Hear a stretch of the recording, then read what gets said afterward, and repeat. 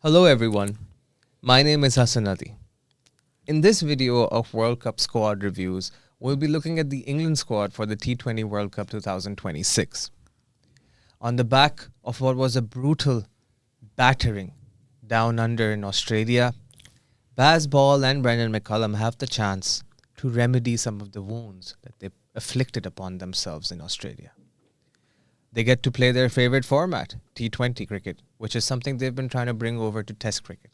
Whether this transition works as efficiently as it did against the series in Sri Lanka against Sri Lanka, where England put on a stellar performance, it will be interesting to note how their batsmen, as well as their new spin attack, fare in India. To discuss this further, I'm joined, like always, by Sharan Kumar Yedi. This is Cricket.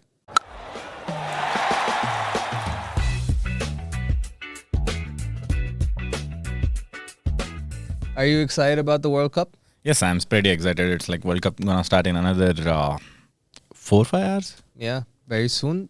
We kick off with Pakistan and Netherlands, but we focus on England in this video. So Sharan, I understand that you have been doing your research on the England squad, and I know a lot of their players are regular in the IPL too. One obvious strength that I see for this English team is that their players have IPL exposure, and so they've played a lot in India. What other strengths do you see this squad have for this World Cup? I can say three major strengths.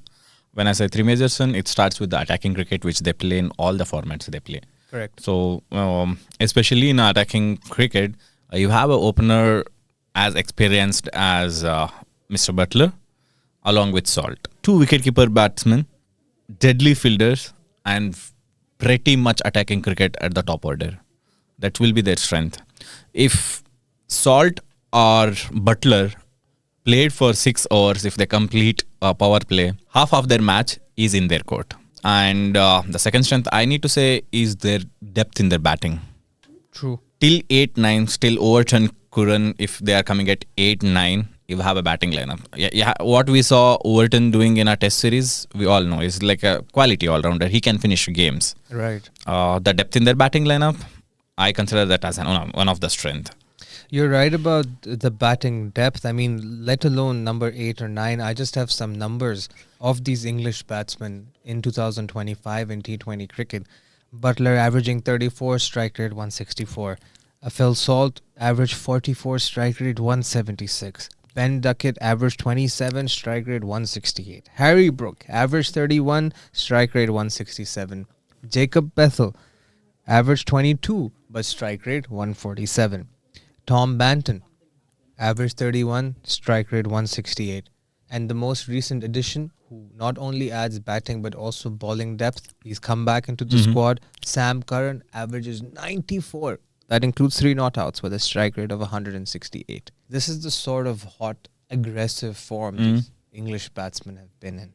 And I only shared those facts to support your claim that their batting depth is next to none. The third strength which I want to add is their variety of spin. Though there may be a difference in the quality when compared to the Adil Rashid, Dawson or the other options. So you have Adil Rashid, you have Rehan Ahmed, you Liam have Dawson, you have and Dawson, Will Jacks. you have Will Jacks, and if in case of necessary, you have Jacob Bethel in a left-hand orthodox. And it's important to note that Liam Dawson is more than useful with the bat. Will Jacks, we know how talented he is with the bat. And Rehan Ahmed at times has batted at 1 down in the 100. Yes. So he's more than capable with the bat, and he has quite the short range. Yes. So even in their selection of spinners, they're looking for them to have batting all-rounders. ability. Yep. But I think not only, I agree that having Adil Rashid, etc. is a strength, but Sharan, compared to some of the other squad reviews that we have done, after Adil Rashid, the drop-off is very significant. Liam Dawson, Will Jacks and Rehan Ahmed, not only do they have very limited playing experience at the subcontinent, they're not the sort of spinners that would set the world alight. And I think that is going to be a weakness. Yes, exactly. That's what the point which I was about to mention in the weakness.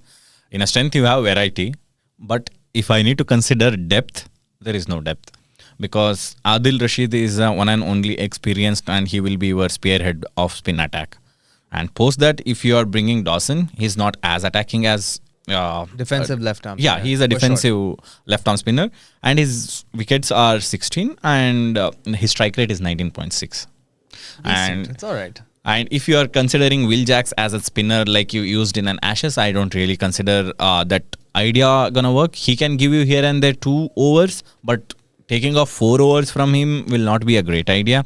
So this is one of the weakness which we need to consider when we are speaking about England. The other weakness in the same category, the bowling, not spin department, but the pace department. Though they have a pace battery in terms of Jafra, in terms of Luke Wood. Really good bowler, Luke Wood. Yeah, but they are not much exposed to the international circuit. I'm not. Jafra is there. Other than Jafra, okay. Luke Wood and all. So I was really happy to see the name Josh Tongue. Yeah, I watched the 100, and Josh Tongue was by far the best pace bowler. So I think on the back of that, he deserves that comeback. Sam Curran had a stellar year in T20 cricket, also winning the title with Desert Vipers, where he captained the side in the T20, along with other performances in the leagues around the world. And I think, yes, Sam Curran is not your out-and-out fast bowler, but on the subcontinent pitches, where with the cutters and the slowers one, and then on top of his IPL experience, he has played quite a bit. And so, yes, I think this will be one of their weaknesses, but I think the addition of Josh Tongue and Sam Curran is a great opportunity for England. But the thing which we mentioned, whatever the bowlers, the pace battery which we mentioned, I still feel there is a lack of options for their death bowling lineup. Jafra, on good day, he'll give you a good overs in a death. On bad day, you can't expect Jafra to do everything. With Jafra's pace as well, he travels. Right, like if he misses it, it even just requires a top edge. I remember that when you were mentioning about the pace, I remember there was a instance when Jafra Archer clean bowls someone, the ball hit top of off stump and ball goes for a 6.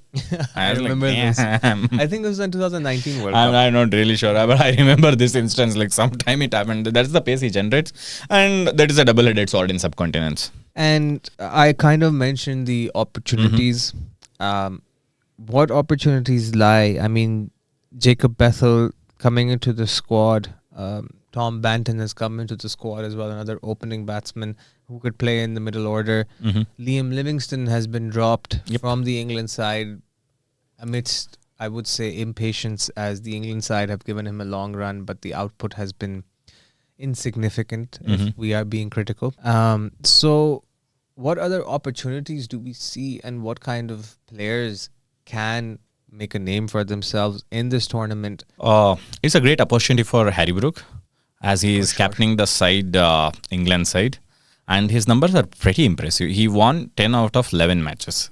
With that confidence, entering into World Cup will be a big boost for him. There will be critical challenges, how Harry Brook gonna manage the resources he has. But these 10 matches or the 11 match sample size won't be significant to judge how Harry Brook gonna be as a captain. But as a person, as a mentality, how a captain thinks, we have already seen him even in the previous concluded series. The decision making is pretty much, because how England cricket works, like most of the decisions are made by the coaches.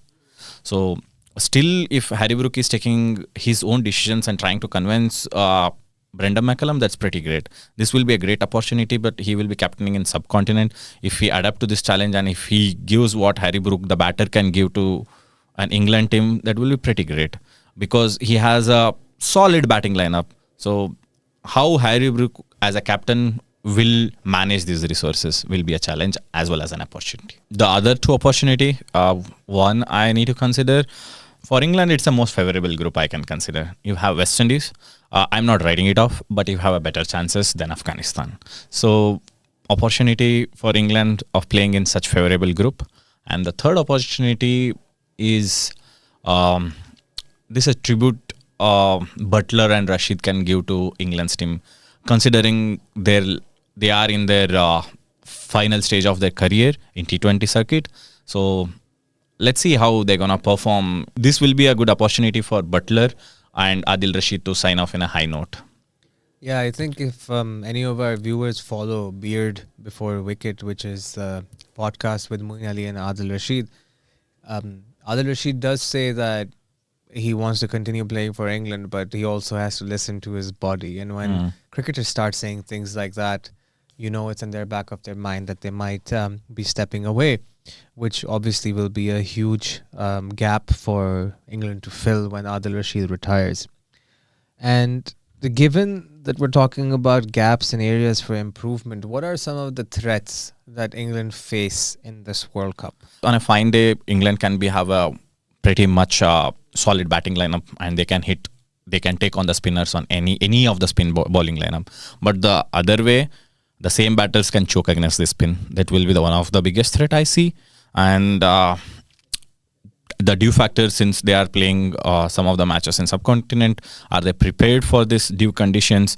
If their pace bowlers can handle the dew, but how about the spinners with an inexperienced spinners? And if you are playing Dawson, how he gonna compensate his non-attacking bowling style to the given conditions? And one of the threat coming from the Ashes with a damaged, wounded, how they gonna perform? Will this performance pressure gonna hurt Brook and his campaign? I agree. Thank you for that very thorough summary of the sort of challenges facing England. On that note, I would like to thank you for your squad review for England. Thank you, audience, for watching. We hope you enjoyed our squad review for the England team for T20 World Cup 2026. On this note, I would like to take your leave. My name is Hassan Ali. I was joined by Sharon Kumar, and behind the camera, like always, is Rupesh Atmuri. We'll speak to you some other time and some other day. Bye-bye. Thanks for watching the video till the end. We are also available on audio platforms such as Apple Podcasts, Spotify, and Amazon Music. We are also available on a social media platforms such as TikTok, Instagram, and LinkedIn. See you there.